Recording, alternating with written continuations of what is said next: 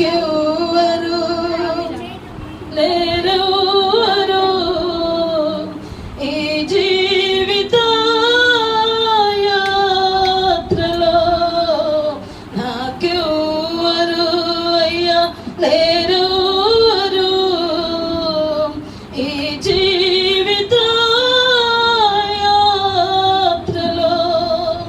నీవే నా సర్వము, నీవే నా ఆధారము, నీవే నా సర్వము, నీవే నా ఆధారము. నాకెవ్వరు లేరెవ్వరు ఈ జీవిత యాత్రలో, నాకెవ్వరు అయ్యా లేరెవ్వరు ఈ జీవిత యాత్రలో, ఈ జీవిత యాత్రలో. హల్లెలూయా, హల్లెలూయా. అందరికీ వందనాలు. ప్రియులారా, మనం వాక్య భాగంలోకి వెళ్దాము. యోహాను సువార్త మొదటి అధ్యాయము, యోహాను సువార్త మొదటి అధ్యాయము 9-10 వచనాలు మనం చదువుకుందాం. యోహాను సువార్త మొదటి అధ్యాయము 9-10 వచనాలు మనం చదువుకుందాం. నిజమైన వెలుగు ఉండెను, అది లోకములోనికి వచ్చుచు ప్రతి మనుషుని వెలిగించుచున్నది. ఆయన లోకములో ఉండెను, లోకం ఆయన మూలముగా కలిగెను గాని లోకం ఆయనను తెలుసుకొనలేదు. చాలు. ప్రియమైన వారులారా, ఈ చదవబడినటువంటి ఈ వాక్యాన్ని కనుక మనం చూసినట్లయితే ఇక్కడ 2 విషయాలు మనం చూస్తూ ఉన్నాం. ఏంటంటే, మొదటిది, నిజమైన వెలుగు ఉండెను, అది లోకంలోనికి వచ్చుచు ప్రతి మనిషిని వెలిగించుచున్నది. ఏముందంట లోకంలో? నిజమైన వెలుగు ఉందంట కదా.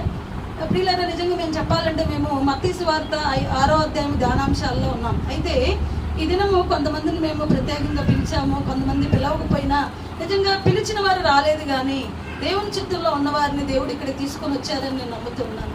ప్రియులారా, అయితే నేను ఒక మంచి వర్తమానము, అంటే దేవునిని మనము ఎరగకపోతే మనకు కలిగే నష్టాలు, నిజంగా అసలు ఆయన గురించి తెలుసుకోవాల్సినటువంటి అవసరం ఏంటి అని మేము ధ్యానించే విషయాలు కాకుండా ఒక ప్రత్యేకంగా నేను దేవుని సంధిలో కూర్చొని ప్రార్థనాపూర్వకంగా ఒక మంచి మెసేజ్ని దేవుడు మనకు అనుగ్రహించారు. అయితే మనం చాలా జాగ్రత్తగా విందాము వాక్యాన్ని. ఇక్కడ మనం చదవబడినటువంటి వాక్యంలో మనం చూసినట్లయితే, నిజమైన వెలుగు ఉండెను, అది ఏం చేస్తుందంట?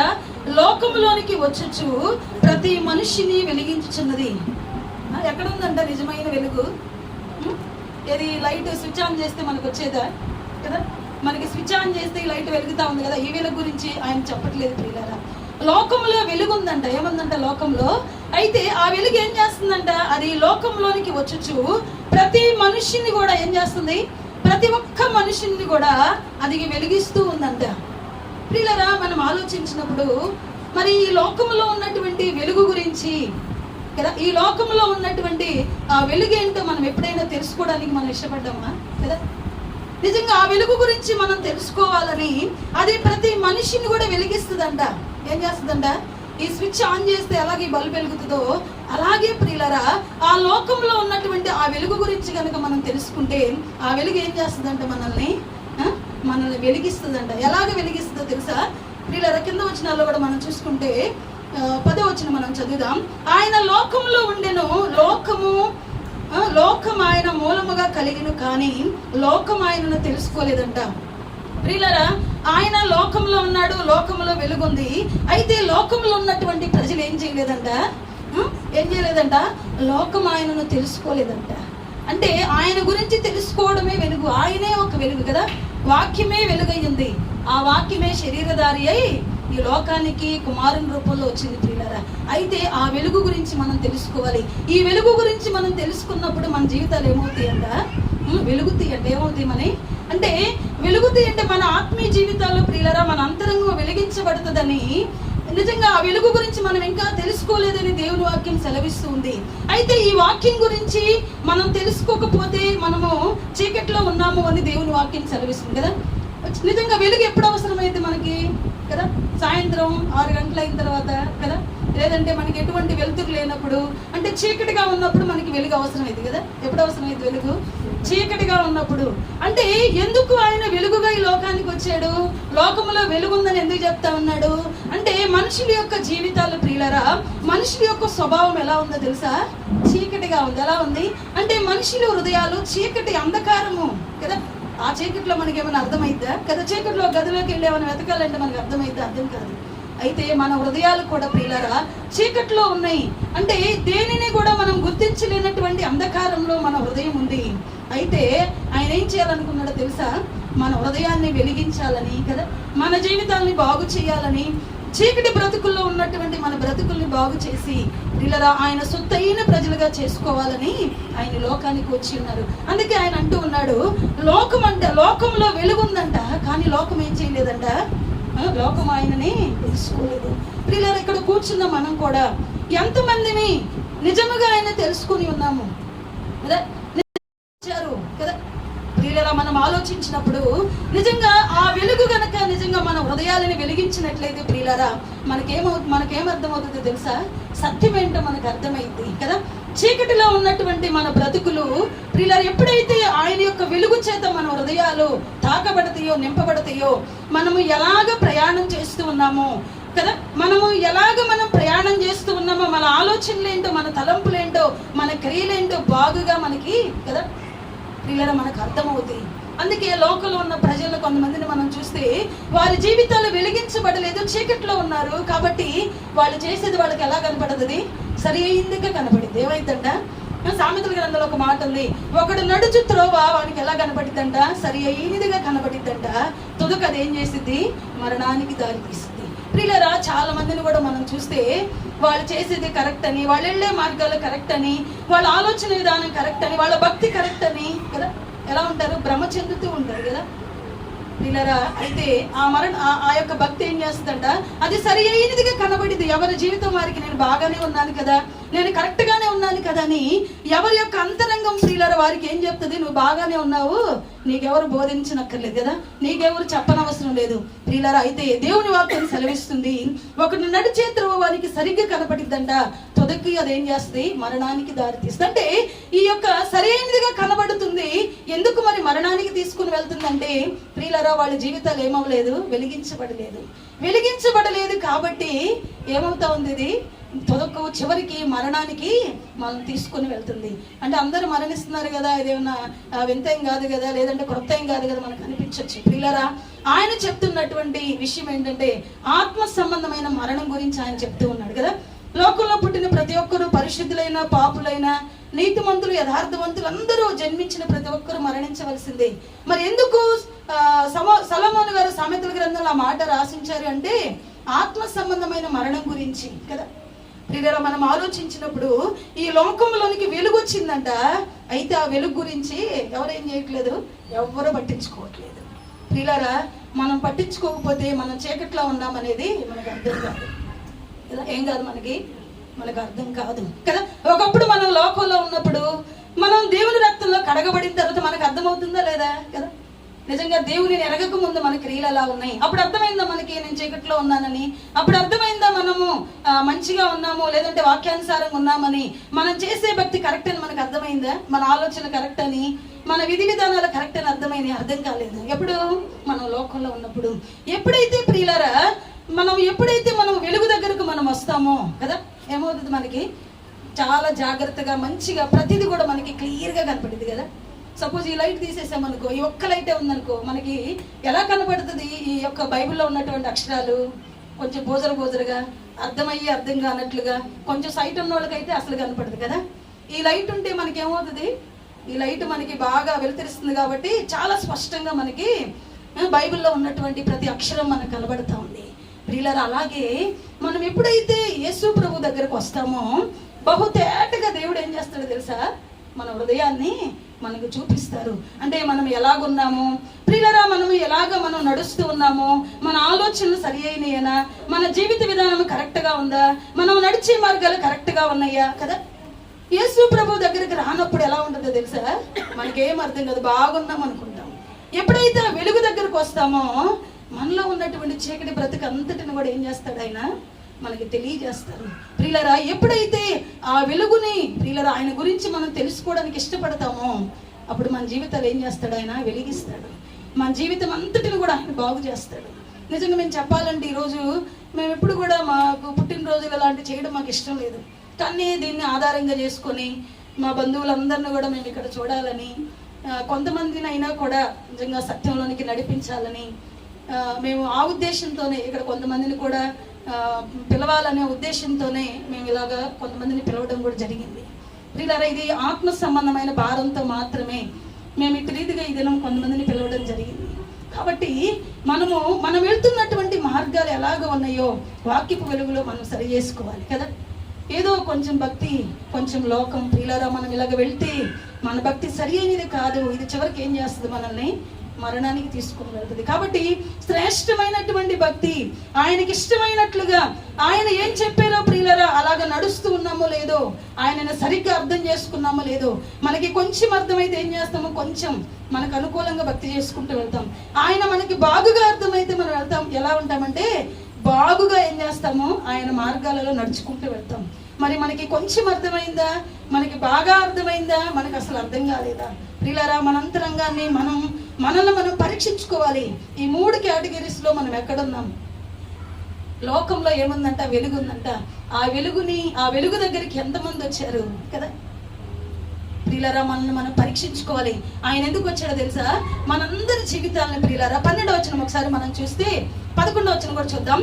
ఆయన తన స్వకీయుల యొద్దకు వచ్చెను, ఆయన స్వకీయులు ఆయనను అంగీకరింపలేదు. తన్ను ఎందరు అంగీకరించిరో వారందరికీ, అనగా తన నామమందు విశ్వాసం ఉంచిన వారికి దేవుని పిల్లలగుటకు ఆయన అధికారము అనుగ్రహించెను. ఏంటంట ప్రియులారా, మనం ఇక్కడ చూసినప్పుడు ఆయన ఎవరి దగ్గరకు వచ్చాడంట? తన స్వకీయుల దగ్గరకు వచ్చాడంట. ఎవరి దగ్గరకు వచ్చారు? మొట్టమొదటి ప్రియులారా యూదా గోత్రం సింహముగా నిజంగా ప్రజల దగ్గరికి, నిజంగా యూదుల దగ్గరికి యేసు ప్రభు వస్తే వాళ్ళు ఏం చేయలేదంట, అంగీకరించలేదంట. ప్రియులారా, తర్వాత ఆయన నిజంగా ఆయన నామము ఎరగనటువంటి ప్రజల దగ్గరికి వెళ్ళాడు. ఎందుకు వెళ్ళాడో తెలుసా? తన్ను ఎందరు అంగీకరించిరో వారందరికీ, అనగా తన నామమందు విశ్వాసం ఉంచిన వారికి ఆయన పిల్లలని నామకరణం చేయడానికి, ప్రియులారా ఆయన పిల్లలుగా వారిని చేసుకోవడానికి యేసుప్రభు ఏం చేశారు? ఈ లోకానికి వచ్చి ఉన్నారు. కాబట్టి ప్రియులారా, మనము నిజముగా ఆ వెలుగుని మనము గ్రహించగలిగిన స్థితిలో ఉన్నామా? లేదంటే కొంచెం అవగాహన చేసుకుని మనకిష్టం వచ్చినట్లుగా భక్తి చేసుకుంటూ ఉన్నామా? లేదంటే బాగా తెలుసుకొని బాగా ఎరిగి ఉండి కూడా మనము మంచిగా ఆయన వాక్యానుసారం నడవలేక మన ఇష్టానుసారంగా నడుస్తూ ఉన్నామా? ప్రియులారా, నిజంగా ఆయన తన సొంత ప్రజల దగ్గరకు వచ్చాడంట. నిజంగా ఇదేనా మనం ఇక్కడ కూర్చొని ఉన్నామంటే ఆయన మనల్ని ఆకర్షించుకున్నాడు, ఆయన మనల్ని ప్రేమించాడు కదా. ప్రియులారా, ఆయన మనల్ని ప్రేమించాడు కనుకనే మనం కూర్చొని ఉన్నాం. నిజంగా మన మందిరాలకు వెళ్తూ ఉన్నాం, వాక్యం వింటూ ఉన్నాం, ఆయన రక్తంలో కడగబడినామని చెప్పుకుంటూ ఉన్నాం కదా. ప్రియులారా, మన జీవితంలో మనకు అర్థం కావాలి, నిజంగా ఆ వెలుగుని నేను సరిగా అర్థం చేసుకున్నానా లేదా? ఆ వెలుగులో నేను నడుస్తున్నప్పుడు నిజంగా నేను ఆయన నామానికి మహిమకరంగా బ్రతుకుతూ ఉన్నానా లేదా? ఆయన వెలుగులో నేను ఉంటున్నప్పుడు నేను కూడా ఒక వెలుగుగా ఉండాలని ప్రియులారా మనము ఆలోచించగలుగుతూ ఉన్నామా? నిజంగా ఆయన అయితే ఈ లోకానికి ఎందుకు వచ్చారో తెలుసా?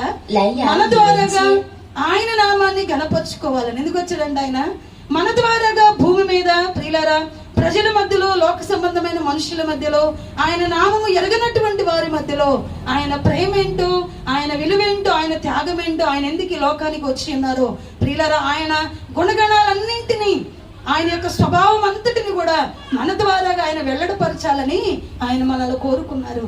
మరి ఇంత తెలిసినటువంటి మనము, యేసుక్రీస్తుని దేవునిగా సొంత రక్షకుని అంగీకరించినటువంటి మనము, మరి ఆయన నామానికి మహిమకరంగా మనం ఉన్నామా? ఆయన వాక్యానుసారము నడుస్తూ ఉన్నామా? ప్రియులారా, నిజంగా మనము ఎలాగ ఉన్నామో మనల్ని మనం వాక్యపు వెలుగులో మనం పరీక్షించుకుందాం. ఒకవేళ ఆయన తెలుసుకోకపోతే ఏమవుతుంది? ఆయన లోతుగా తెలుసుకోలేదు అనుకో. సపోజ్ ఫర్ ఎగ్జాంపుల్, ఇప్పుడు గవర్నమెంట్ వాళ్ళు ఇల్లు లేని వాళ్ళకి ఇల్లు ఇస్తామని చెప్పి ఒక వారం రోజుల్లో మీరు ఏం చేయాలి? దరఖాస్తులు చేసుకుని అప్లై చేసుకోమన్నారు. సరే, ఇప్పుడు వారం రోజులే టైం ఇచ్చారు. పాపం ఇంట్లో ఉండే వాళ్ళకి తెలియలా, వాళ్ళు ఏదో చదువుకోలేదు, లేదంటే వార్తలు చూసి అలవాటు లేదు, లేదంటే వాళ్ళ ఇంట్లో టీవీ లేదనుకోండి, ఇప్పుడు వారం రోజులు టైం ఇచ్చారు గవర్నమెంట్. పాపం వీళ్ళకి ఇల్లు లేదు, ఆస్తులు ఏమి లేవు. ఇప్పుడు వీళ్ళు అర్హులే కదా దేనికి, ఇల్లు పొందుకోవడానికి. మరి ఈ వారం రోజుల్లో గనక ఆమె గనక అప్లై చేసుకోకపోతే ఆమెకి ఏమవ్వదు? అప్లై చేసుకున్న వాళ్ళందరికీ ఏమైంది? ఇల్లు వచ్చింది. అప్లై చేసుకోకపోతే, తెలుసుకోకపోతే ఏమైంది? ఇల్లు రాదు. తర్వాత మన ఇంటి పక్కన వాళ్ళందరికీ ఇల్లు వచ్చినప్పుడు అయ్యో నాకు ఒక్క మాట కూడా చెప్పలేదే కదా, ఏమంటాం? ఒక్క మాట అన్నా చెప్పొచ్చు కదా, మాకు ఏమీ లేదని.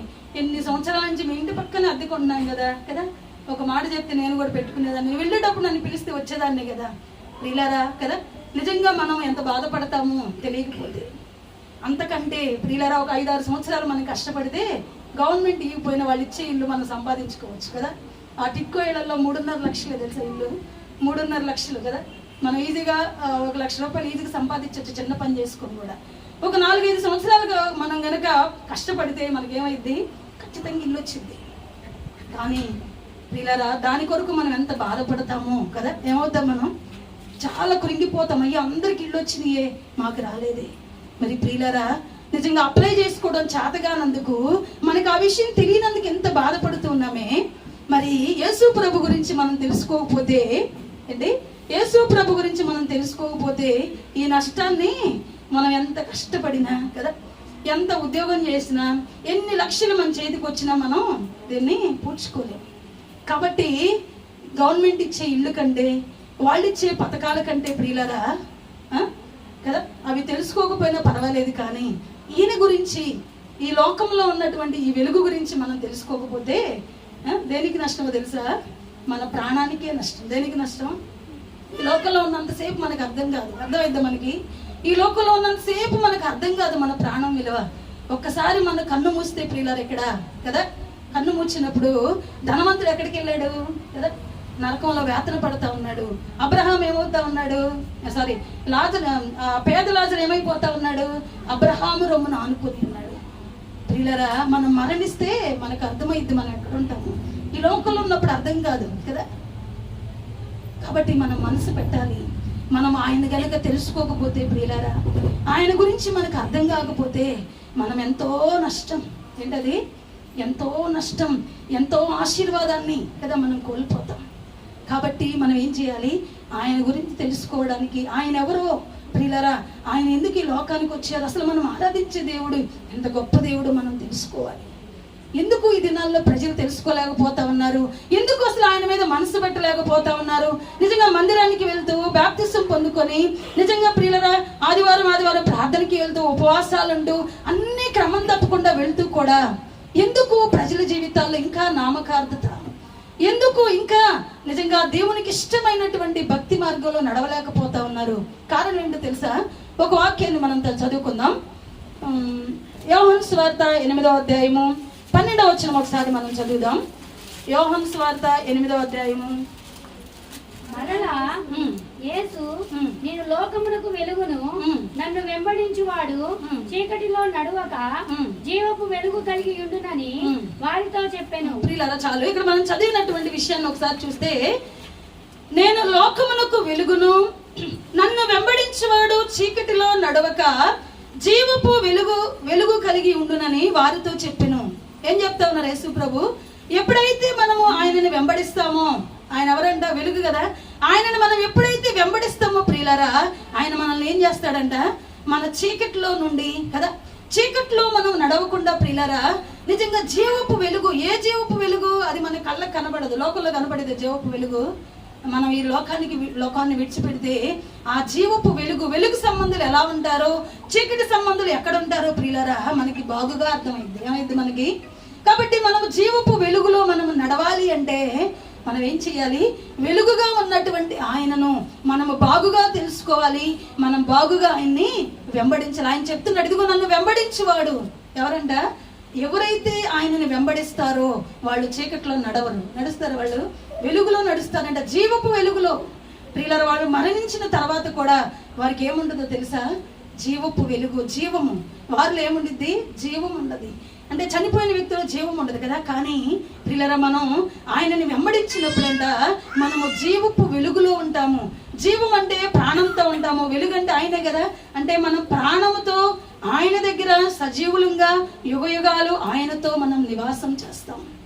కాబట్టి మనం ఆయన వెంబడించినప్పుడు ఇంత గొప్ప ఆశీర్వాదం మనకి దాగి ఉంది. ఒకవేళ మనం ఆయన్ని వెంబడించలేదనుకో, చీకట్లోనే మన బ్రతుకులు ముగించబడితే ప్రియులారా మనం ఏమవుతామో తెలుసా?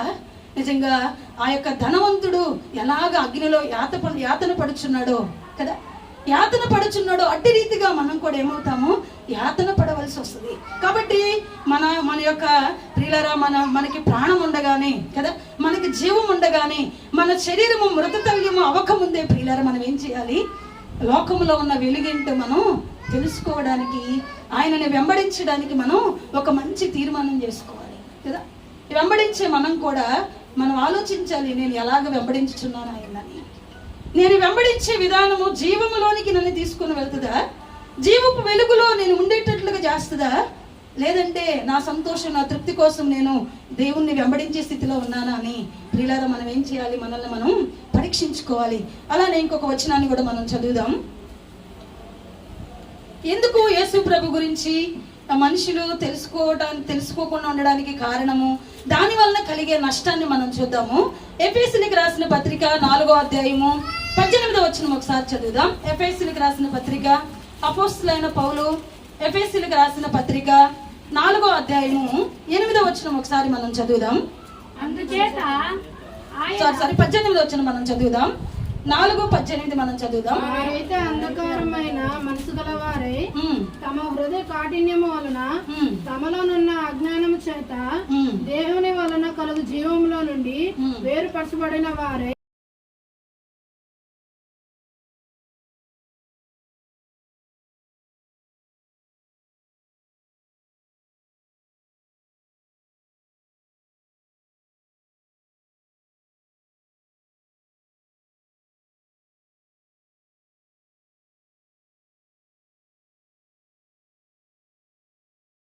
ఎవరైతే అంధకారమైన మనస్సు గలవారై తమ హృదయ కాఠిన్యము వలన ఏంటంటే తమ హృదయ కాఠిన్యము వలన తమలోనున్న అజ్ఞానము చేత, చాలా జాగ్రత్తగా చూడాలి, ఏ మనసు కలిగిన వాళ్ళు ఆయన అర్థం చేసుకోలేరు?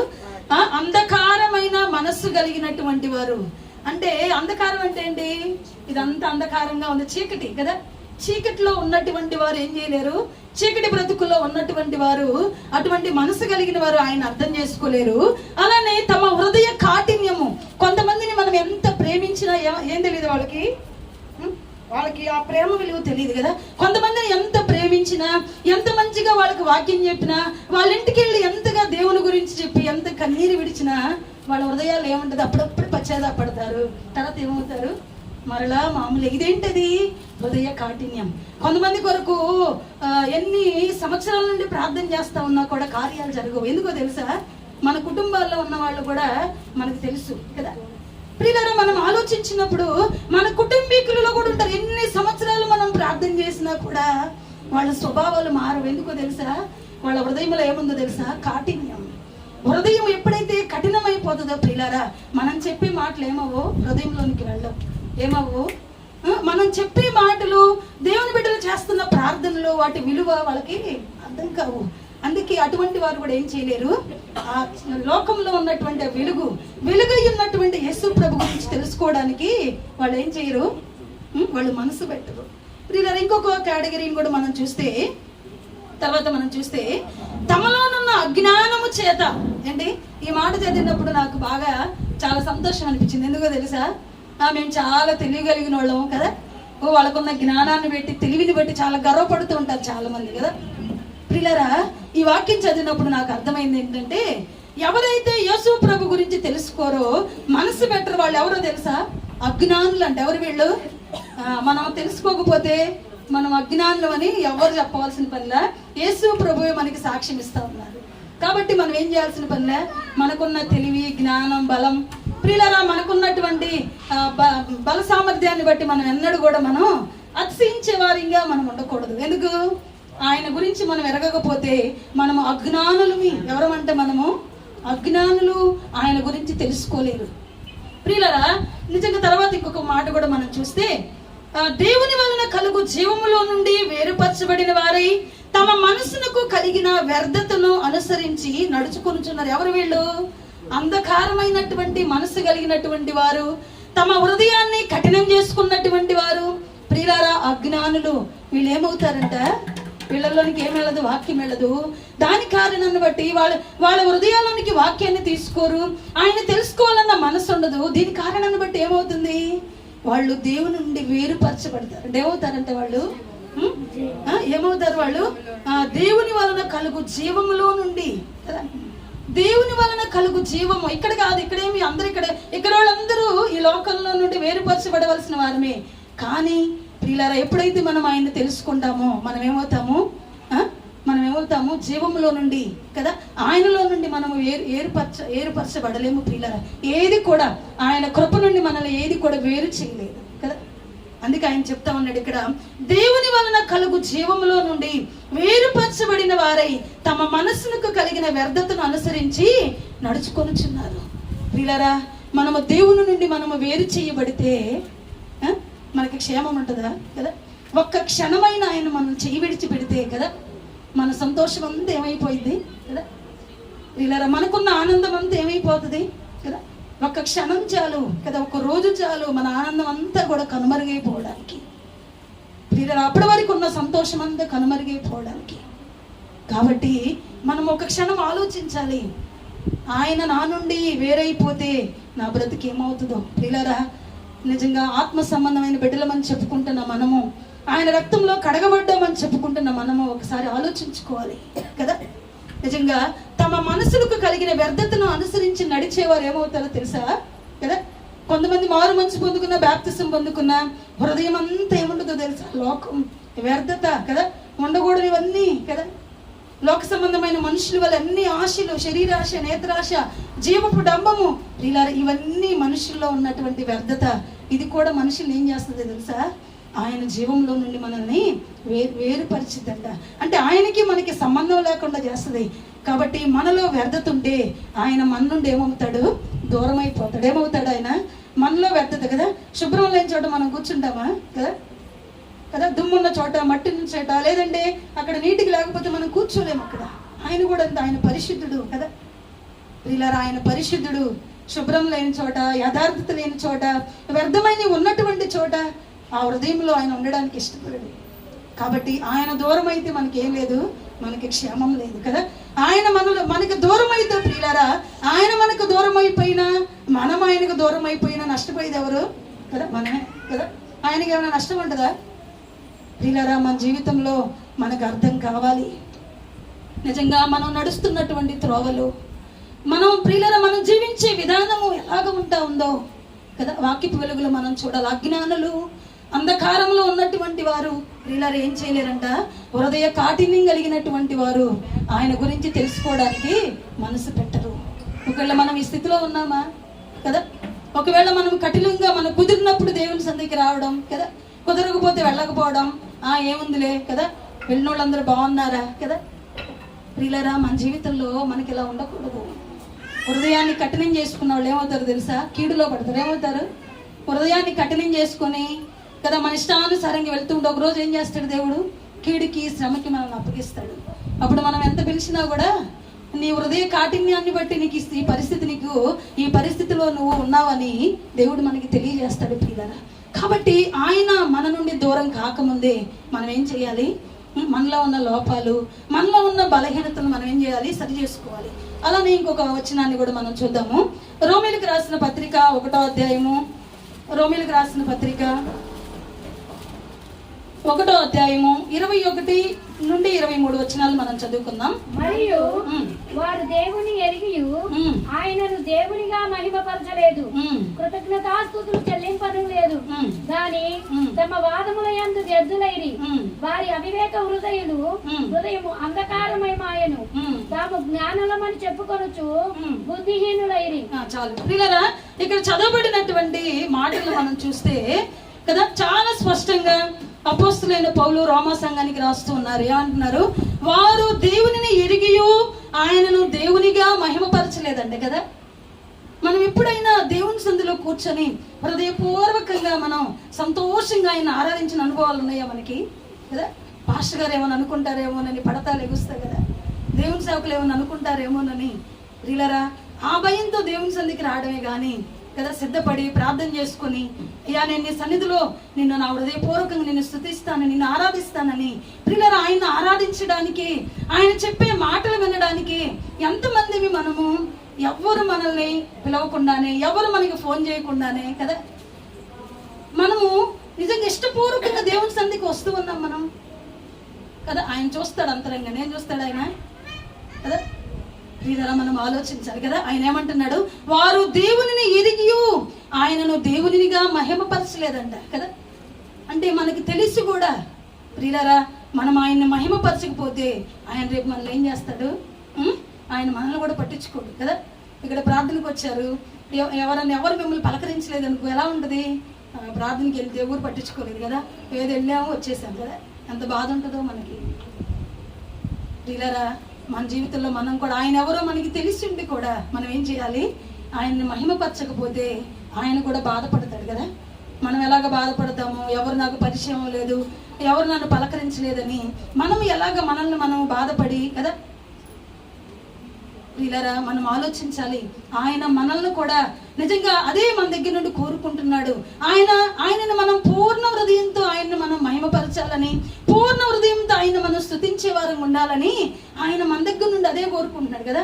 ఏమంటున్నాడు ఆయన, మీ వెండిని బంగారాన్ని మీ సొత్తు నాకొద్దు, నాకు ఎవరు కావాలి, మీరే కావాలి. ఎవరు కావాలి ఆయనకి, మనం మాత్రం ఏం చేస్తాం, దేవుడు ఒక కార్యం చేస్తే కదా కొంచెం కానుకేయడం, కొంచెం హెల్ప్ చేయడం కదా, పరిచర్యలో డబ్బులు ఇవ్వడం కదా, లేదంటే బియ్యం అయిపోతే బియ్యం తెచ్చి ఇవ్వడం కదా, గ్యాస్ అయిపోతే గ్యాస్ నేను పట్టిస్తానమ్మని చెప్పడం కదా. ప్రియులారా కదా ఆయన అడుగుతున్నాడు, ఇదిగో నేను నాకు ఎవరు కావాలి, మీ సొత్తు కాదు, మీ వెండి బంగారం నాకు వద్దు కదా. ఏం కావాలంటే ఆయనకి మనమే కావాలి, మన కోసమే ప్రియులారా ఆయన వచ్చింది కదా. మనం ఇచ్చే కానుకల కోసం కదా. కొంతమంది అంటారు, మేము ఆదివారం ప్రార్థనకి వెళ్తే మా ఇంట్లో ఉన్న ప్రతి ఒక్కరు 100 రూపాయలు వేస్తామమ్మా కదా. ఎవరికేం అవసరం లేదు కదా. ఈ భూమి ఆకాశము సర్వసృష్టి ప్రియులారా ఆయనే కలుగు చేశాడు, మనం ఆయనకి ఇవ్వాల్సిన అవసరం లేదు కదా. ఆయనే భూమిలో ఇవన్నీ వెండి బంగారాలు అన్నీ పెడితే మనం తీసుకొని వాడుకుంటాం కదా. ఆయనకి మనమే ఇవ్వాల్సిన అవసరం లేదు. మన కానుకలు, మన డబ్బులు, మన హృదయం ప్రియులారా ఆయనకి కావాలి కదా.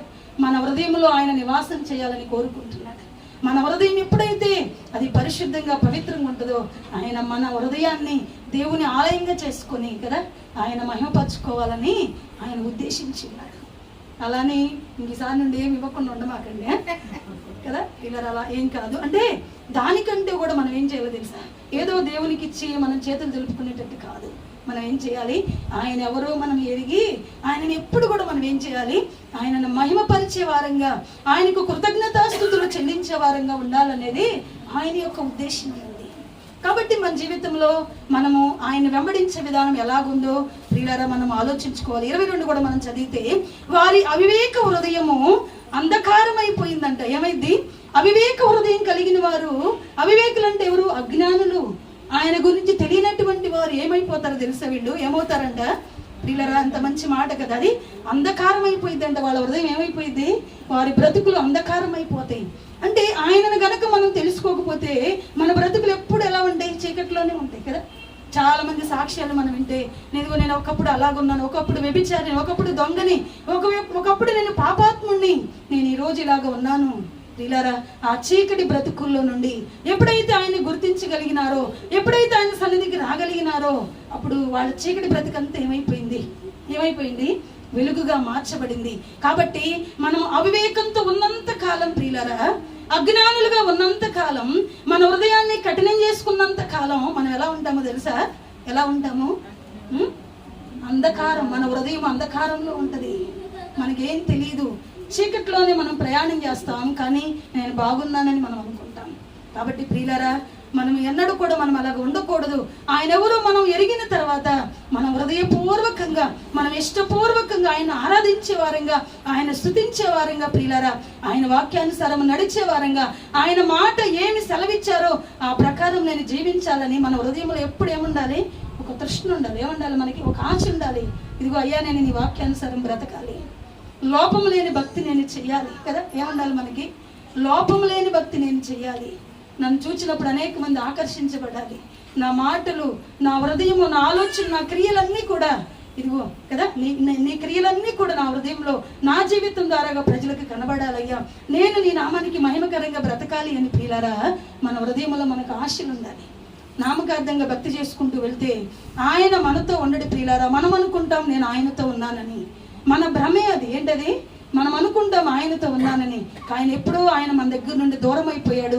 అందుకే మనం మన పాపంలోనే ప్రియులారా, మన చీకటి బ్రతుకుల్లోనే అలాగ మనం ప్రయాణం చేస్తూ ఉన్నాం. అందుకే మార్పు లేని వారంగా కదా, హెచ్చరింపబడినటువంటి వారంగా ప్రియులారా, మనం అమాయకులంగా మనం నిజంగా మన హృదయాలు చీకట్లోని అంధకారంలో నుండి నేను బాగున్నానని మనం భక్తిలో ముందుకు వెళ్తూ ఉన్నాం.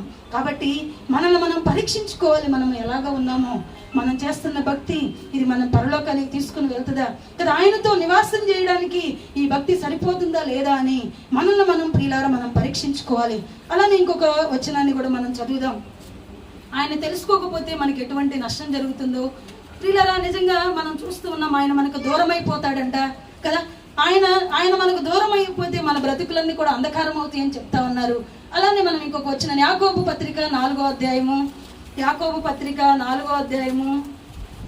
అది కొంతమంది అనుకుంటున్నారు మమ్మల్ని పిలిచి లెఫ్ట్ అండ్ రైట్ మామూలుగా ఇవ్వట్లేదు కదా, అలా ఎవరు అనుకోదు ప్రియులారా. దేవుడు మనల్ని ప్రేమించి మనల్ని హెచ్చరిస్తున్నాడు కదా. మన పిల్లల్ని ఏం చేస్తాం మనం? వాడు తప్పు మార్గంలో వెళ్తుంటే పదే హెచ్చరిస్తాం. ఎందుకు? వాడి మీద ప్రేమ లేకపోతే ఇంటి పక్కన పిల్లల్ని మనం హెచ్చరిస్తామా కదా?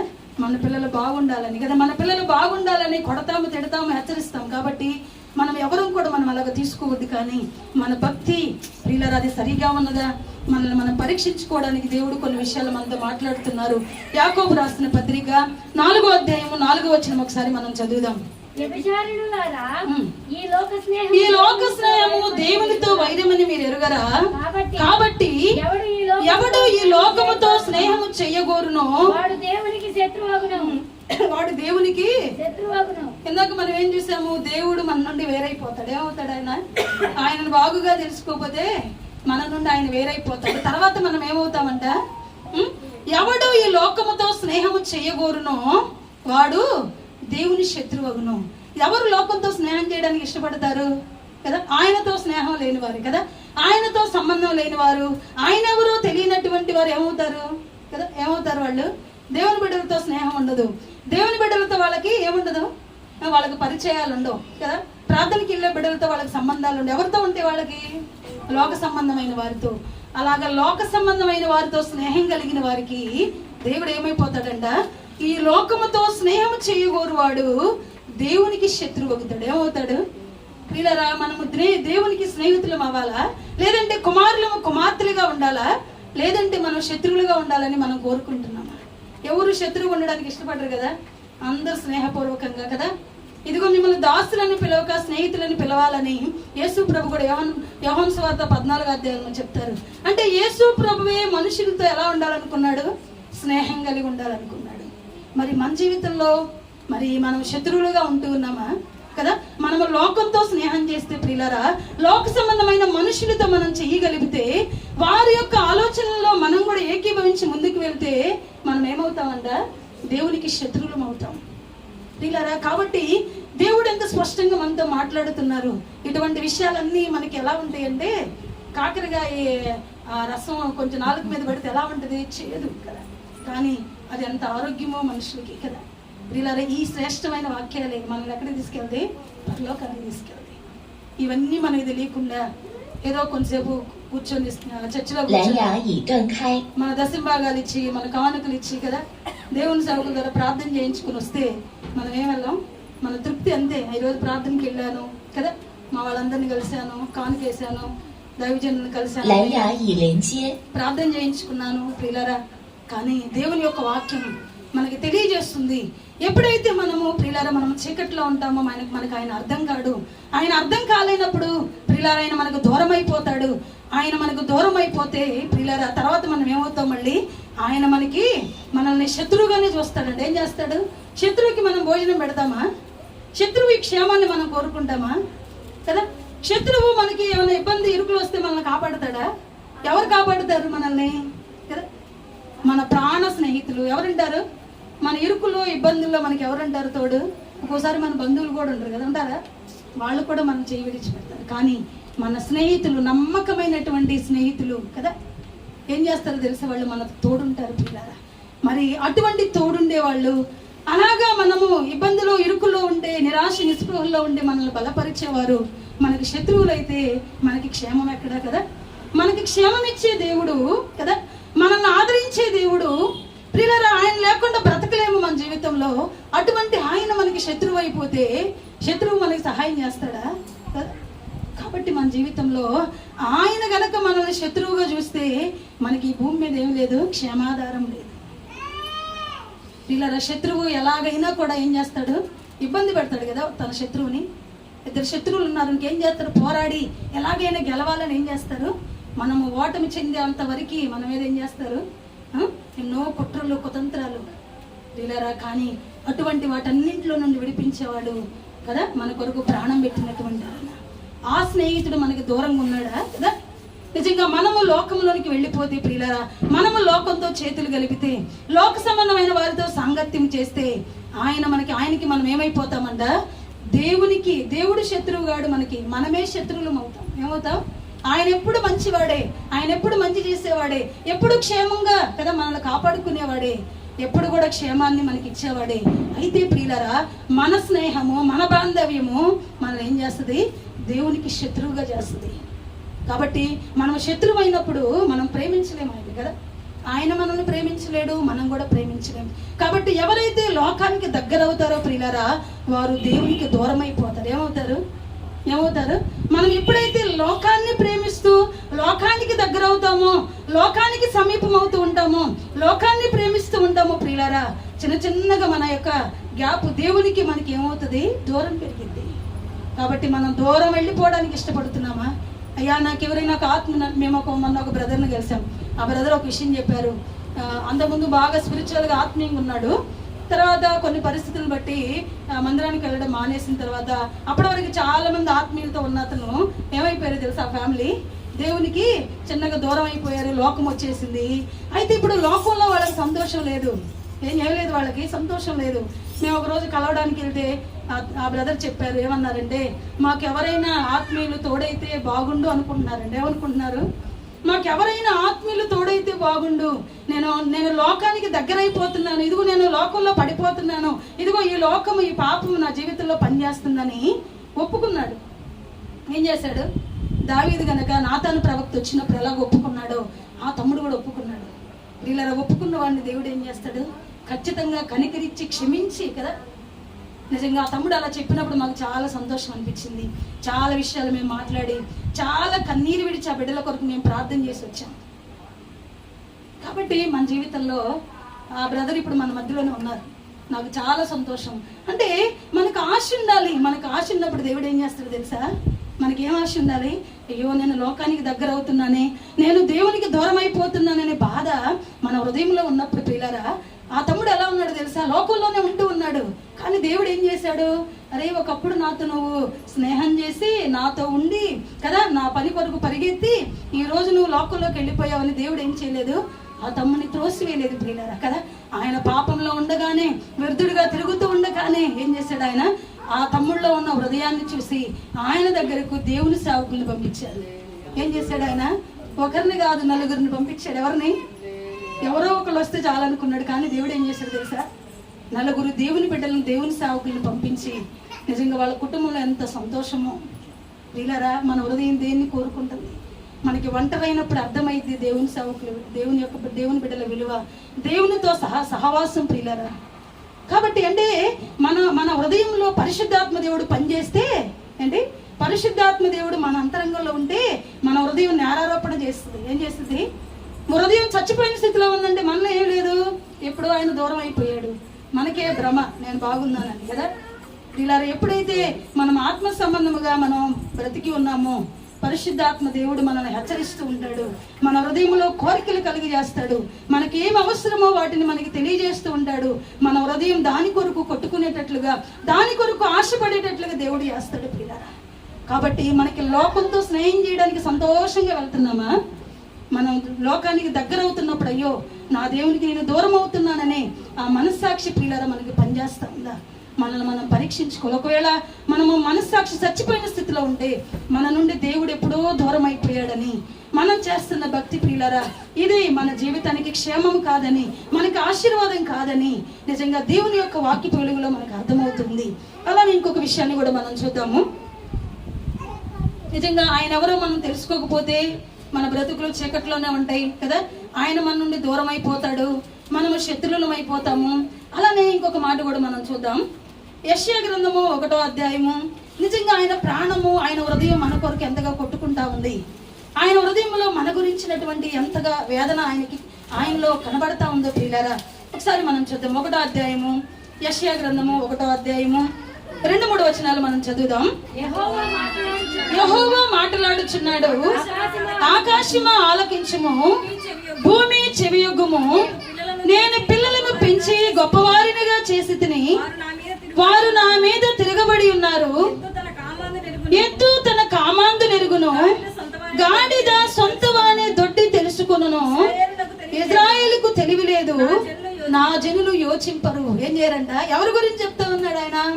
తప్పిపోయినటువంటి ఇజ్రాయేల్ ప్రజలు, మాట విననటువంటి ఇజ్రాయేల్ ప్రజల గురించి ప్రియులారా ఎవరితో చెప్తున్నాడు ఆయన బాధ? మనుషులు ఎవరు లేరు ఆయన బాధలు చెప్పుకోవడానికి. మనకు కూడా చాలా సార్లు ఎవరు కనబడరు కదా, మన బాధ వినేవాళ్ళు కదా, మన కొరకు కన్నీరు విడిచేవారు, మన కొరకు ప్రార్థన చేసేవారు, లేదంటే మనకి సలహాలు ఇచ్చేవాళ్ళు.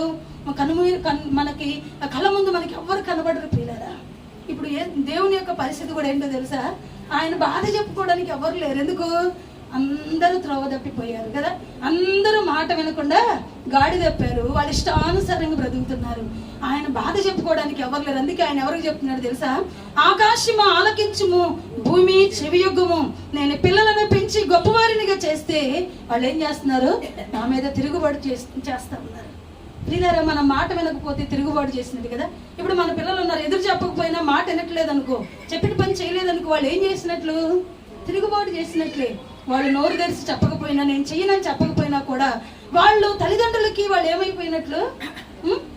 విరోధులుగా ఉన్నట్లే, మాట వినకపోవడమే ప్రియులారా. కాబట్టి ఆయన చెప్తా ఉన్నాడు, ఆకాశానికి భూమికి తన అంతరంగంలో ఉన్నటువంటి బాధను చెప్తున్నాడు. ఇదిగో నేను పిల్లల్ని పెంచి గొప్పవారిగా పెద్దవారిగా వారిని చేస్తే వాళ్ళు ఏం చేస్తున్నారంట? తిరుగుబాటు చేస్తున్నారు కదా. దీన్ని మనం గేదెలు ఉంటాయి కదా, వాటిని బయటికి తోలుకొని వెళ్ళి సాయంత్రానికి ఒకవేళ మనం ఇంటికి వచ్చేసిన అవి ఏం చేస్తాయి తెలుసా? మనం మనుషులు అక్కడ లేకపోయినా ఖచ్చితంగా ఏం చేస్తాయి? మన ఇంటి దగ్గరికి వస్తాయి, ఆ తొట్టి దగ్గరకు వచ్చి ఆ కుడితి తాగి అక్కడ నుంచుంటే ఎప్పుడు యజమానుడు వచ్చి మనల్ని కట్టేస్తాడు అని కదా. అందుకే ఆయన చెప్తున్నాడు, ఇదిగో ఎద్దు తన కామాందు నెరుగును, గాడిద సొంత వాని దొడ్డి నెరుగును తెలుసుకొను. ఇజ్రాయిలీకి తెలివి లేదు కదా. అంటే పశువులకి జంతువులకి అర్థమవుతున్నాయి వాళ్ళ యజమానులు ఎవరో కదా. వాళ్ళ యజమానుడి దగ్గరికి వెళ్తేనే నాకు క్షేమం అని కదా. నేను అక్కడికి వెళ్తేనే నన్ను కట్టేస్తారు, అక్కడికి వెళ్తేనే నాకు మేత వేస్తారు, అక్కడికి వెళ్తేనే నా దాహం తీర్చబడిద్ది. ఇక్కడికి కాకుండా నేను ఇంకొక చోటుకి వెళ్తే ఎవరు నన్ను పట్టించుకోరు, నా యజమానుడి దగ్గర ఉంటేనే నాకు క్షేమం అని ప్రియులారా ఎద్దులకి అర్థమవుతున్నాయి, గాడిదలకు అర్థమవుతున్నాయి కదా, పశువులకు అర్థమవుతున్నాయి. కానీ మనిషికి అర్థమవుతుందంటే అర్థం కావట్లేదు ప్రియులారా. అయితే ఆయన బాధ చెప్తా ఉన్నాడు, ఇజ్రాయేలు ప్రజలు తిరుగుబాటు చేస్తూ ఉన్నారంట. ప్రియులారా మనం ఆలోచించినప్పుడు మనం ఇలాగ తెలివి లేని వారంగా, యోచన లేనటువంటి వారంగా, ప్రియులారా మనం ఆయన బాధ పెట్టే వారంగా, మన యజమానుడు ఎవరో మనకి తెలియని స్థితిలో మనం ఉండకూడదు కదా. ప్రియులారా మనం ఆయన ఎరిగినప్పుడు కదా, నిజంగా ఆ యొక్క పశువులు ఆ యజమానుడి దగ్గరికి వచ్చినప్పుడు శుభ్రంగా కడిగి మంచిగా కదా మేత వేసి మంచిగా కడుపున నీళ్లు పెడితేనే ఈ యజమానుడికి ఏముంటుంది తెలుసా? తృప్తి. అయ్యో లేకపోతే మేత వేయలేదే, నీళ్లు పెట్టలేదే, పాపం ఎదురు చూస్తుందేమో గేదని ఏం చేస్తారు? వీళ్ళకి నిద్ర పట్టదు ఇంట్లో, ఎట్లాగనే వెళ్ళి దాన్ని కడుపు నింపిన తర్వాతే. వీళ్ళారా ఒక యజమానుడికి వాటి యొక్క పశువుల విషయంలో అంత బాధ్యత ఉన్నప్పుడు నిజంగా మన దేవునికి కూడా మనం ఆయన దగ్గరకు వచ్చినప్పుడు, ప్రియులారా ఆయన నీడలో మనం బ్రతుకుతూ ఉన్నప్పుడు, ఆయన ఆధారం చేసుకొని మనం ముందుకు వెళ్తున్నప్పుడు మనకు ఖచ్చితంగా ఆయన ఏం చేస్తాడు? అందుకే ఆయన అంటాడు, సింహం పిల్లలు ఏమి గలవై ఆకలి కొనినా కూడా నా పిల్లలు ఏమాత్రం కూడా ఏమవరంట ఆకలి కొనరు. ప్రియులారా మనకి ఎక్కడ క్షేమమో మనకు అర్థం కావాలి కదా. లోకంతో చేతులు కలిపితే మనం శత్రువులం అవుతాం, మన కడుపు నింపరు. లోకంలో నింపుతారు ఎవరన్నా మనకు సహాయం చేస్తారా? సహాయం చేసినా మళ్ళీ వారం రోజులు ఊరుకున్నా, నెల రోజులు ఊరుకున్నా, 2 నెలల ఫోన్లు వచ్చేస్తాయి కదా మనకి. సంవత్సరం అయిపోయింది అనుకో వడ్డీతో సహా చెల్లించమంటారు. అని ప్రియులారా మనకు అర్థం కావాలి.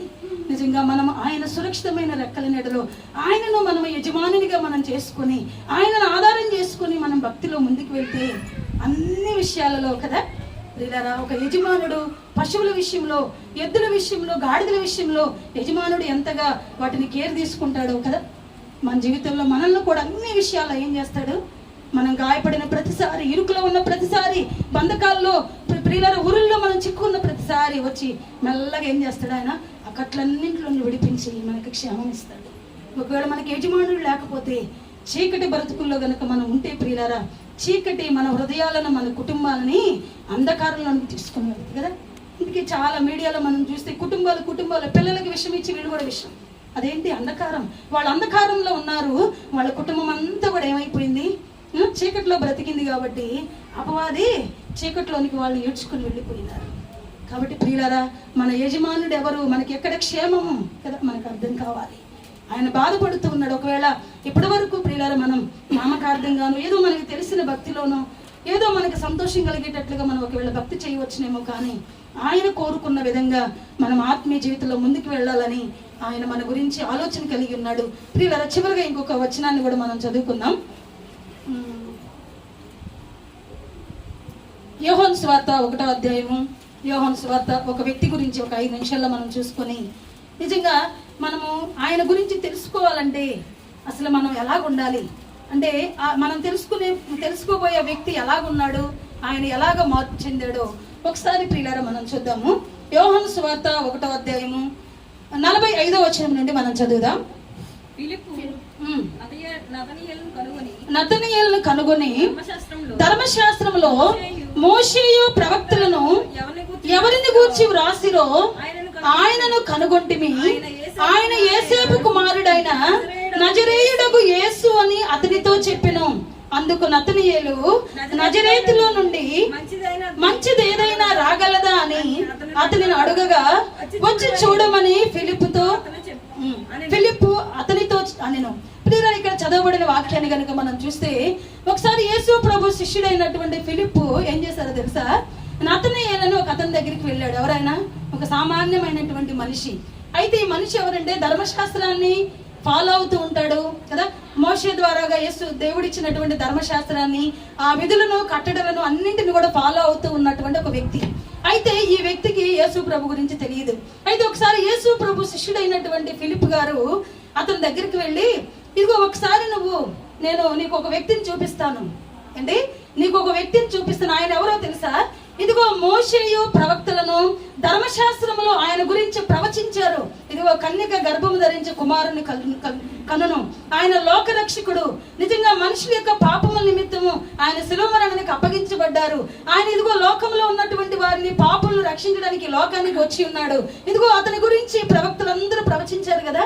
ఆయనను గురించి ఆయనను మేము చూచాము, ఆయన నీకు పరిచయం చేస్తామని ప్రియులారా ఈ ఫిలిప్ గారు ఏం చేస్తున్నారో తెలుసా? ఈ నతనీయేలు అనే ఆ వ్యక్తి దగ్గరికి వెళ్ళి ఆయన గురించి చెప్తూ ఉంటే ఆయన ఏమంటున్నాడు తెలుసా? వ్యంగ్యంగా ఏమన్నాడు ఆయన? 46. అందుకు నతనీయేలు, నజరేతులో నుండి మంచిది ఏదైనా రాగలదా? వీళ్ళు ఎక్కడున్నారు ఇప్పుడు? నజరేతు అనే గ్రామంలో ఉన్నారు. ఎవరు వీళ్ళు? ఎక్కడున్నారు తెలుసా? నజరేతులో ఉన్నారు. ఇప్పుడు యేసు ప్రభు యేసేపు కుమారుడిగా పుట్టాడు కదా, ఆయన మరియ గర్భంలో పుట్టాడు కదా, తండ్రి బాధ్యత యేసేపు తీసుకున్నారు కదా. అంటే వీళ్ళ గురించి అంతా తెలుసు ఆయనకి. అందుకనే ఆయన ఎవరు? లోకరక్షకుడు. ఈయన గురించి ధర్మశాస్త్రంలో చెప్పడం ఏంటి? ఏదో అసలు నజరేతుల నుండి మంచి ఏమన్నా వస్తుంది అన్నట్లుగా. అది ఒక చిన్న కుగ్రామం నజరేత్. ఏంటది? చాలా చిన్న గ్రామం. దాంట్లో నుండి ఏమన్నా మంచి వచ్చిద్దా అన్నట్లుగా కదా. ఆ మందిరానికి వెళ్తే ఏమన్నా జరిగిద్దా కదా? ప్రార్థన చేయించుకుంటే ఏమన్నా జరిగిద్దా? దేవుని గురించి అడగనటువంటి వారు మనల్ని అడుగుతారు కదా, అక్కడికి వస్తే స్వస్థతలు జరుగుతాయా? అక్కడికి వస్తే మాకున్నటువంటి ఈ పరిస్థితుల్లో మాకు విడుదల జరిగిద్ది అంటారు కదా. అలాగే ప్రియులారా ఈ యొక్క వ్యంగ్యముగా మాట్లాడుతున్నాడు. ఏమన్నాడంటే తనకి ఏం లేదు, ఏమాత్రం కూడా ఫిలిప్ చెప్పిన మాటల్ని మనస్ఫూర్తిగా నమ్మే ఆలోచన లేదు ఆయనకి. అందుకే ఏమన్నాడు? నజరేతులో నుండి మంచి ఏదైనా రాగలదా అంటే ఫిలిప్ ఏమన్నాడు? నేను నీకు మంచిదైతేనే చెప్తానయ్యా, లేకపోతే నేను ఎందుకు చెప్తాను అని కోప్పడ్డాడు ఫిలిప్. కానీ ఫిలిప్ ఏం చెప్తున్నాడో తెలుసా? వీళ్ళ మనం చదివితే 47వ వచనం లేదు 46 చివరి చూద్దాము. వచ్చి చూడమని ఫిలిప్ అతనితో నేను ఏం చెప్తున్నాడు? ఫిలిప్ యా ఇక్కడ ఉంటే కాదు, నువ్వు వచ్చి చూడు ఆయన ఎవరో నీకు అర్థమైంది. నేను చెప్తే నీకు అర్థం కాదు. మనం కూడా అంతే కదా, చాలా మందికి ఆయన ప్రేమ గురించి ఆయన త్యాగం గురించి అంత చెప్పినా కూడా ఏం కాదు, కొంచెం కూడా అర్థం కాదు. అర్థమైద్దా ప్రియులారా? అర్థం కాదు. అందుకే ఆయన చెప్తున్నాడు, నేను చెప్పడం ఎందుకులే, నువ్వే ఏం చేయాలి, నువ్వే వచ్చి చూడు. నువ్వు వచ్చి చూడు, ఆయన మాట్లాడే విధానం చూడు, ఆయన ఎవరో చూడు, ఆయన గుణగాణాలు ఏంటో చూడు, ఆయన ప్రేమ ఏంటో కదా, ఆయన తగ్గింపు ఏంటో, ఆయన లక్షణాలు ఏంటో చూడు, ఆయన ఎవరో నీకు అర్థమవుతుందని చాలా కదా నెమ్మదిగా ఏం చేస్తున్నాడు, ఎలాగైనా నతనీయుల్ని యేసు ప్రభువుకు తీసుకెళ్ళడమే ఈయన గురి. ఏంటి ఆయన గురి? ఫిలిప్పు గారి గురి ఏంటి? చాలా ధర్మశాస్త్రం ప్రకారం నడుస్తాడు, చాలా మంచివాడు, యథార్థవంతుడు కదా. ఇంకొక బైబిల్ ఇంకొక వర్షన్లో ప్రియులారా మనం ఈ కామెంట్రీస్లో చూస్తే యేసు ప్రభు ఈ నతనీయుల గురించి చెప్పిన మాటలు ఏంటో తెలుసా? ఆయన చాలా యథార్థవంతుడంట, నీతిమంతుడంట. ఎవరాయన? నజరేతుల నుండి మంచి రాగలదని ఆయన యేసు ప్రభుకి ఎలా కనపడుతున్నాడు? యథార్థతగా, నీతిమంతుడిగా కనపడుతున్నాడు. ఎందుకు? ఆయనకి తెలిసిన భక్తిలో యథార్థంగా ఉంటున్నాడు, ఆయనకి తెలిసిన ధర్మశాస్త్రాన్ని ప్రకారము ఉన్నదన్నట్లుగా ఫాలో అవుతా ఉన్నాడు. అయితే యేసు ప్రభు అది చూస్తున్నాడు. కానీ పాపం యేసు ప్రభు గురించి ఆయనకి తెలియదు కాబట్టి పొగట్లేదు కదా. మనం ఏం చేస్తాం? మనకి తెలిసినా తెలియకపోయినా బాగా సోపేస్తాం కదా ఎవరికైనా, ఎంత ప్రేమగా కదా, అవునా కదా వీళ్ళరా. కానీ నతనీయుల జీవితంలో ఏం లేదో తెలుసా? నటించే మనసు లేదు ఆయనలో. ఏం లేదు ఆయనకి. యేసు ప్రభుకి అదే నచ్చింది. అందుకే చెప్తున్నాడు, ఆ యొక్క కామెంటరీలో ఏం రాస్తారంటే, నతనీయుల్లో అంట కపటమైన మనసు లేదంట. ఏం లేదు, ఉన్నది అడిగాడు, ఏమన్నా మంచి వచ్చిద్దని అడిగాడు కదా. ఎప్పుడైనా దేవుని బిడ్డలమైన మనం ఎలా ఉండాలో తెలుసా? ఓపెన్ హృదయం మనకు ఉండాలి. కొంతమందిని మనం ఎంత అడిగినా నిజాన్ని రాబట్టలేము, చెప్పరు. ఒకటి రెండు ప్రశ్నలు లేదంటే మనం మాట్లాడుతూ ఉంటే హృదయంలో రావు పిల్లారా కదా. ఇదేంటో తెలుసా? కపటమైన మనసు కదా. మనం అయితే ఏం చేస్తాం, ఒకసారి వెళ్ళి చూద్దాం ఎలా ఉందో, చూసి బాగలేదనుకో ఆగిపోదాం కదా. కానీ నతనీయులు అలా కాదు, ఉన్నదన్నట్లు అడుగుతున్నాడు కపటంగా. ప్రియులారా, ఏదో నమ్మి నమ్మనట్లుగా నటించేవాడిగా ఆయన ఏమనుకుంటాడు అన్నట్లుగా బిహేవ్ చేయలేదు. కానీ తన మనసులో ఉన్నది ఫిలిప్పుని అడుగుతున్నాడు. మనం కూడా ఇప్పుడు ఎలా ఉండాలో తెలుసు? దేవుని సన్నిధిలో తెరవబడినటువంటి పుస్తకం కదా. ఈ పుస్తకం తెరవబడింది కదా, దీంట్లో ఉన్న అక్షరాలన్నీ కనబడతాయి, కొన్ని దాచబడతాయి మనకి, కొన్ని కనబడకుండా ఉండవు కదా. మన హృదయం కూడా ఎలా ఉండాలో తెలుసా? తెరిచినటువంటి పుస్తకం లాగా ఉండాలి దేవుని దగ్గర ప్రియులారా. దేవుని బిడ్డల దగ్గర, సావుకుల దగ్గర, మన కొరకు కన్నీరు విడిచే వారి దగ్గర మనం ఎలా ఉండాలో తెలుసా? ఎప్పుడు కూడా యథార్థంగా, కపటంగా మనం బిహేవ్ చేయకూడదు ప్రియులారా. మనం ఎప్పుడైతే కపటంగా ఉంటామో, ఎప్పుడైతే కొన్ని దాస్తామో, తెలియనటువంటి ఒక నష్టం మన జీవితంలో మనం చూడవలసి వస్తుంది. కాబట్టి మన జీవితంలో మనకి ఏముండకూడదు, యథార్థత మనకు ఉండాలి. కపటమైన మనస్సు, కొంచెం లోపల ఒకటి పెట్టుకునే పెదవులతో పలకరింపులు ప్రియులారా, ఇవన్నీ కూడా ఆయనకి ఇష్టం ఉండదు కదా. యేసు ప్రభు ఎవరో నతనీయునికి తెలియకపోయినా కూడా ఆయన గురించి నీతిమంతుడు, యథార్థవంతుడని ప్రియులారా యేసు ప్రభు ఆయన గురించి సాక్ష్యం ఇస్తూ ఉన్నాడు. కాబట్టి కింద వచనంలో కూడా మనం చదివితే 48వ వచనం ఒకసారి చదువుదాం. 47 చదువుదాం. ఒక యేసు నతనయేలు తన యొద్దకు వచ్చుట చూచి, ఇదిగో ఇతడు నిజముగా ఇశ్రాయేలీయుడు, ఇతని యందు ఏ కపటమును లేదని అతని గూర్చి కదా. ఏం చేశాడు? అసలు ఎప్పుడైనా యేసు ప్రభు దగ్గరికి ఈ వ్యక్తి వచ్చాడా నతనయేలు? ఇప్పుడు రాలేదు. మరి యేసు ప్రభుకి ఎలాగ తెలుసు కదా? ఫస్ట్ టైం ఫిలిప్ తీసుకొచ్చి పరిచయం చేసి కొంచెం వాక్యంలో స్థిరపడదాం అనుకొని కదా మాకులాగా ప్రయాసపడతా ఉన్నాడు కదా. వీళ్ళరా నిజంగా ఎప్పుడు చూడలేదు. కానీ యేసు ప్రభు ఏం చెప్తున్నారు? ఇదిగో ఇతడు నిజముగా ఇశ్రాయేలీయుడు, ఇతని యందు ఏ కపటము లేదని అతని గురించి సాక్ష్యం ఇచ్చాడు. అయితే అప్పుడు నతనయేలు అంటున్నాడు, నన్ను నీవు ఎలాగూ ఎరుగుదువని నతనయేలు ఆయనను అడుగగా, యేసు ఫిలిప్పు నిన్ను పిలవక మునిపే నీవు అంజూరపు చెట్టు క్రింద ఉన్నప్పుడే నిన్ను చూచితినని అతనితో చెప్పెను. ఇలా ఏం చెప్తున్నాడు ఆయన? ఇదిగో నతనయేలు, ఇదిగో ఫిలిప్పు పిలిస్తే నువ్వు వచ్చావు కదా, ఇప్పుడు కాదు, ఎప్పుడు చూశాను తెలుసా? ఇదిగో నువ్వు అంజూరపు చెట్టు దగ్గర కూర్చొని ధర్మశాస్త్రాన్ని ధ్యానిస్తూ ఉంటే నేను చూశాను.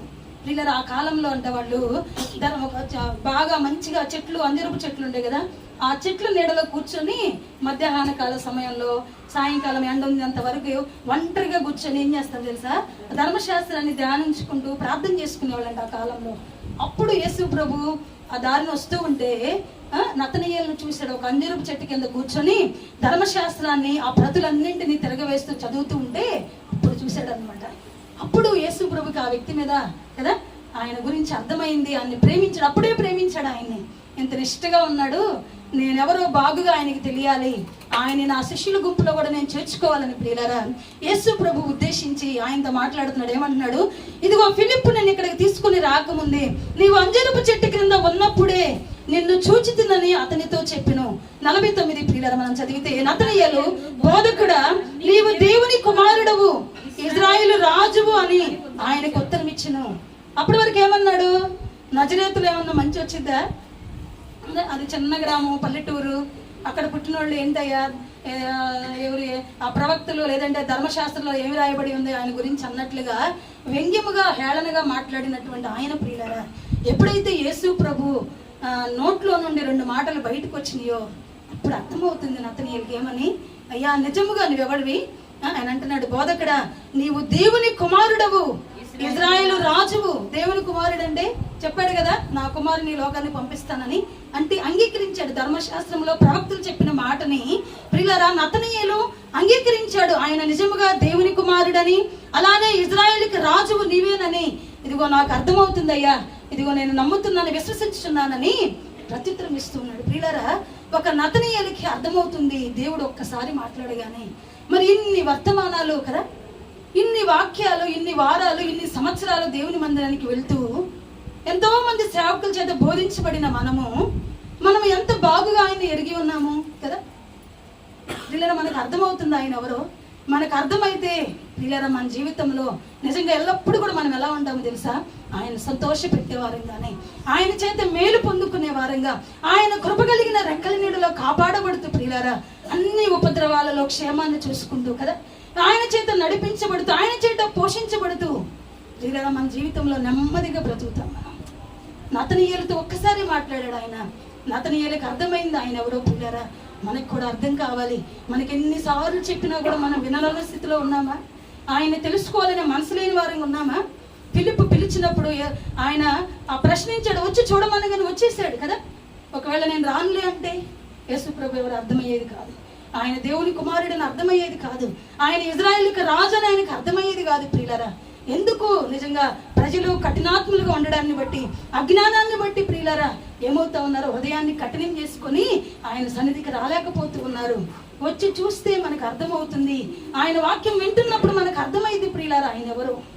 మనకు ఆయన ఎవరు అర్థమైతేనే మనం ఏమవుతామో తెలుసా. ఈ నతనయేలు చివరి ఒక మాట చదువుకొని మనం ముగించుకుందాం. ఈ నతనయేలు ఎక్కడున్నాడో చివరిగా ఒకసారి మనం చూసుకొని మనం ముగించుకుందాం. యోహాను సువార్త 21వ అధ్యాయము. నిజంగా ఆయన ఎవరో తెలుసుకున్న తర్వాత ఆయన ఆత్మీయ జీవితము, ఆయన ప్రయాణము ప్రియులారు ఎలాగ ఉందో మనం